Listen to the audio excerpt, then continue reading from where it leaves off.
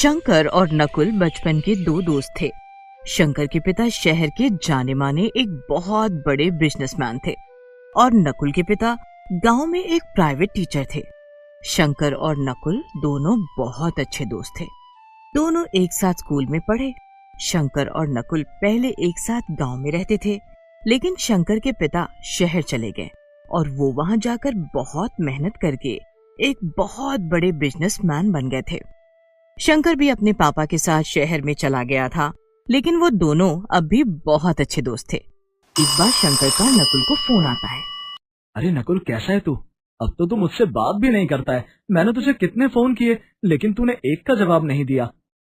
नहीं नहीं शंकर, ऐसी बात नहीं है। हाँ हाँ, मुझे सब पता है, चल छोड़। और अब ये बता कि तूने कॉलेज में एडमिशन तो नहीं लिया ना अभी? क्योंकि मैंने डैड से बोलकर हम दोनों के लिए शहर के एक बहुत बड़े कॉलेज में एडमिशन लेने के लिए बोल दिया है। चल तू भी अब शहर आने की तैयारी कर ले।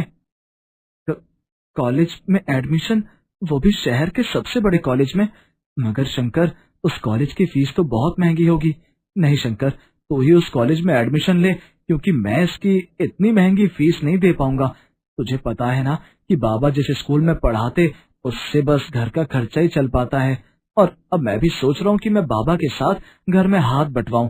मैं भी अब कोई नौकरी ढूंढ लेता हूँ, जिससे बाबा की मदद हो जाएगी। अरे नकुल, तू टेंशन मत ले। मैंने राजेश मामा से बोलकर सब सेट करवा दिया है। राजेश मामा उस कॉलेज के क्लर्क हैं। तू बस अब जल्दी से ट्रेन में बैठ और यहाँ आ जा। ठीक है, मैं बाबा से बात कर लेता हूँ, फिर तुझे बताता हूँ। तुझे काका से बात करने की कोई जरूरत नहीं है, मैंने काका से बात कर ली है। फिर अगले ही दिन नकुल ट्रेन में बैठकर शहर के लिए निकल जाता है। जैसे ही वो ट्रेन से उतरता है तो शहर की चकाचौंध को देखकर उसमें खो जाता है। तभी शंकर दूर से हाथ हिलाकर नकुल को बुलाता है, लेकिन नकुल शहर की चकाचौंध को देखकर उसमें इतना खो जाता है कि उसे शंकर दिखाई नहीं देता है। अबे यार, मैं तुझको कब से बोल रहा हूँ, तू सुनता ही नहीं है। नहीं यार, मैं बस देख रहा हूँ कि यहाँ कितनी अच्छी जगह है, क्योंकि तुझे पता है ना कि गांव में ये सब कहाँ देखने को मिलता है। चल अब यहाँ से घर चलते हैं, माँ पापा हमारा इंतजार कर रहे हैं। फिर दोनों बाइक पर बैठकर घर के लिए निकल जाते हैं। अगले दिन। अरे शंकर, तू अभी तक तैयार नहीं हुआ? जा जल्दी तैयार हो जा, हमें एडमिशन के लिए निकलना है। कहीं वहां लंबी लाइन ना लगी हो। नकुल, तू टेंशन मत ले, मैंने राजेश मामा से बात कर ली है, अपना काम आराम से हो जाएगा। राजेश मामा शंकर के मुंह बोले मामा थे, जो उस कॉलेज में क्लर्क थे। दोनों दोस्त बाइक से जैसे ही कॉलेज पहुंचते हैं, तभी शंकर अपनी जीन्स की पॉकेट चेक करता है। क्या हुआ यार, चलना अंदर, मुझे कॉलेज देखने की बहुत उत्सुकता हो रही है, और फिर हमें लेट भी तो हो रहा है। अरे यार, मैं तो घर से अपना आईडी कार्ड लाना ही भूल गया, उसके बिना तो फॉर्म भी नहीं भरा जाएगा। हे भगवान, यार तू इतनी लापरवाही कैसे कर सकता है? तुझे पता है ना कि उनके बिना फॉर्म नहीं भरा जाएगा, और हम वैसे ही बहुत लेट हो गए हैं, और अगर वापस से घर जाएंगे तो और लेट हो जाएंगे। उसे परेशान देख नकुल बहुत परेशान हो जाता है कि तभी शंकर जोर जोर से हंसता है। अरे शंकर, क्या हुआ तुझे? इतनी टेंशन में भी तू जोर जोर से हंस रहा है, तेरा दिमाग तो ठीक है ना? अरे बाबा, हंसू नहीं तो क्या करूं? तुझे पता है ना कि बचपन में मुझे तेरा टेंशन वाला चेहरा देखकर कितनी हंसी आती थी। चल अब एंजॉय कर, मैं तुझे अब कुछ नहीं बोलूंगा। शंकर की आदत थी, वो हमेशा हर चीज को सीरियस नहीं लेता था। फिर दोनों राजेश चाचा के रूम में जाते हैं और उनका एडमिशन भी हो जाता है। देख नकुल, मैंने तुझसे कहा था ना कि हमारा एडमिशन आराम से हो जाएगा, और देख हमारा एडमिशन हो गया। चल अब थोड़ा कॉलेज के बाहर घूम आते हैं। तेरी टेंशन की वजह से देख मैंने सुबह से कुछ नहीं खाया है। यार रहने देना, अब घर चलकर ही खाना खाएंगे, काकी ने बहुत अच्छा खाना बना रखा है। अबे यार चल, पैसे मैं दे दूंगा, तू टेंशन मत ले। देख यार, बात पैसों की नहीं है, काकी ने बड़े प्यार से हम दोनों के लिए खाना बनाया है।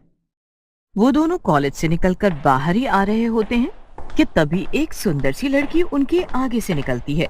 उसे देखकर शंकर उस पर आकर्षित हो जाता है। देख यार, कितनी सुंदर लड़की है ये, मुझे ऐसी ही लड़की चाहिए। अबे यार तू पागल है, कॉलेज में एडमिशन लिया नहीं कि तेरी फ्लर्टिंग चालू हो गई? नहीं नहीं यार, मैं फ्लर्टिंग नहीं कर रहा हूँ, ये लड़की बहुत अच्छी लग रही है, ये देख लियो, ये एक दिन तेरी भाभी बनेगी।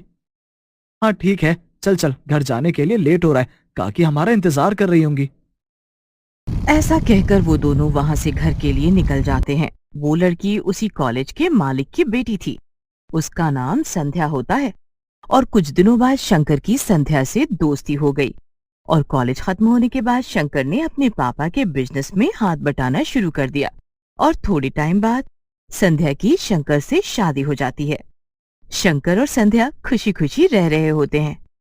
और उधर नकुल की शादी भी उसके माँ बाप की मर्जी से हो जाती है। नकुल की नौकरी शहर में लग जाती है और वो अपनी बीवी शिखा के साथ उसी शहर में शिफ्ट हो जाता है। वो दोनों दोस्त अपनी घर की गृहस्थियों में इतना व्यस्त हो जाते हैं कि एक दूसरे से दूर हो जाते हैं। लेकिन एक दिन नकुल जब अपनी जॉब से आ रहा होता है, उसके आगे एक कार आकर खड़ी होती है। अरे नकुल, तू यहाँ कैसे? तू तो गांव में था, यहाँ क्या कर रहा है? अबे यार, मेरी भी जॉब इसी शहर में लग गई है। कितने टाइम बाद मिला है यार तू। शादी के बाद तो तू अपने बचपन के दोस्त को भूल ही गया है। नहीं यार, तुझे तो पता है ना कि पापा का सारा बिजनेस अब मैं ही संभालता हूँ।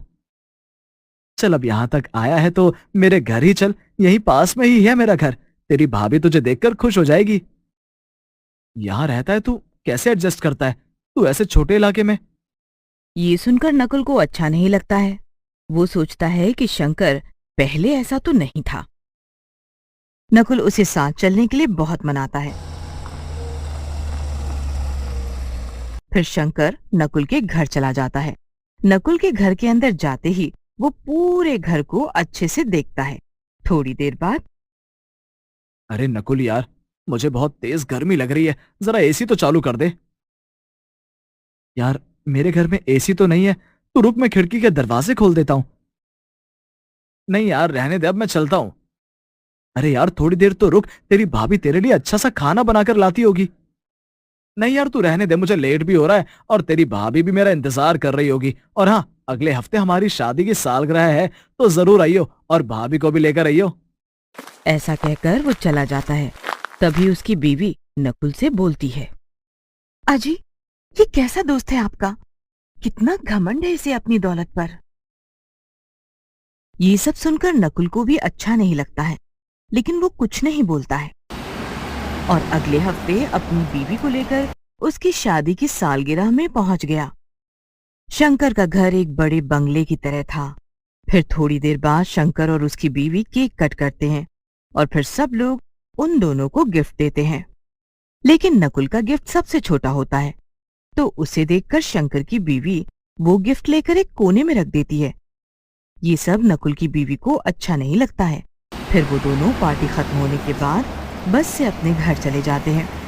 पार्टी से आने के बाद नकुल दुखी होता है कि तभी उसकी बीवी उसे उदास देखकर बोलती है, अजी, क्या हुआ? मुझे तो लगा आप अपने दोस्त से मिलकर बहुत खुश होंगे। नहीं यार शंकर, बचपन से अलग था, लेकिन उम्र और कामयाबी से वो अब और ज्यादा अलग हो गया है। और कुछ दिन बाद शंकर का बिजनेस पार्टनर उससे धोखे से प्रॉपर्टी के कागजों पर साइन करवा लेता है और उससे पूरा बिजनेस छीन लेता है। शंकर और उसकी पूरी फैमिली रास्ते पर आ जाते हैं। एक दिन शिखा को शंकर और उसकी फैमिली बाजार में मिलती है कि तभी वो नकुल को फोन करती है और उसे बताती है और नकुल वहां आकर उन सबको अपने घर ले जाता है। नकुल यार, मुझे माफ कर दे। कामयाबी की चकाचौंध ने मुझे अंधा कर दिया था। मैंने अपने बचपन की दोस्ती को भी पैसों में तोल लिया था। मुझे माफ कर दे यार। अरे नहीं यार, पैसा तो अच्छे अच्छे को अंधा कर देता है। कोई नहीं यार, आज तुझे तेरी गलती का एहसास हो गया, यही काफी है। ऐसा कहकर वो सब एक साथ खुशी खुशी उसी छत के नीचे रहते हैं।